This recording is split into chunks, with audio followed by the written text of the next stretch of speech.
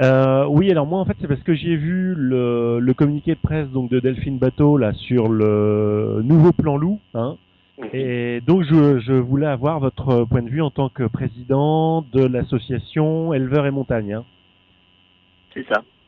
Ben, à mon avis, effectivement, il y a une volonté de changement, de soutenir les éleveurs. Néanmoins, je me pose des questions, enfin l'association se pose des questions quant aux moyens mis en œuvre pour réaliser ce plan. Nous allons rester très très vigilants. Pour l'instant, il y a beaucoup de retard dans la mise en place de ce plan parce que la première réunion avait été le 16 octobre, on devait avoir un plan le 19 décembre. Finalement, il a été finalisé le 22 mars. Ouais. Donc, quelque part, est-ce qu'il n'y a pas une volonté d'attendre je vais être désagréable, mais de détruire l'élevage, quoi, parce que dans nos montagnes, on est très mal. Dans le 06, par exemple, les attaques continuent à proliférer à vitesse grand V, le nombre de victimes également. Donc, qu'est-ce que l'on veut aujourd'hui? Est-ce qu'on veut encore des éleveurs ou est-ce qu'on n'en veut plus? Mais alors, les moutons n'étaient pas dans les bâtiments là cet hiver, ils étaient dans les bâtiments, non? Ben, ça dépend où. Ah oui. Dans les Préalpes, ben, nous en montagne, oui.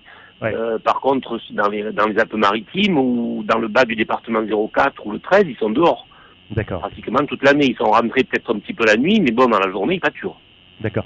Est-ce que vous avez le sentiment d'avoir été entendu par rapport au précédent plan loup? Est-ce que mais pour vous, on n'a pas pris la mesure de votre détresse, quoi. On a été un petit peu entendu. La mesure de notre détresse, non. Pour l'instant, je suis désolé, mais il n'y a pas vraiment eu de prise en compte de la détresse des éleveurs.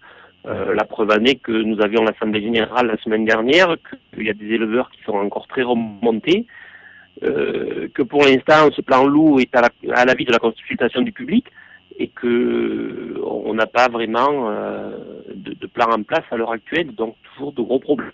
Les principales mesures, c'est quoi en fait de ce plan loup là? Ben, les principales mesures, c'est donc les tirs de défense. Les tirs de défense renforcés, ça c'est une nouveauté, c'est-à-dire que 10 tireurs à proximité du troupeau pour éliminer du loup en cas de dégâts. Ouais. Le tir de prélèvement reste d'actualité. Mais néanmoins, qu'on va avoir les moyens de mettre tout ça en place, ça c'est le grand point d'interrogation. Sachant que quand même, aujourd'hui, ben, la France est en crise.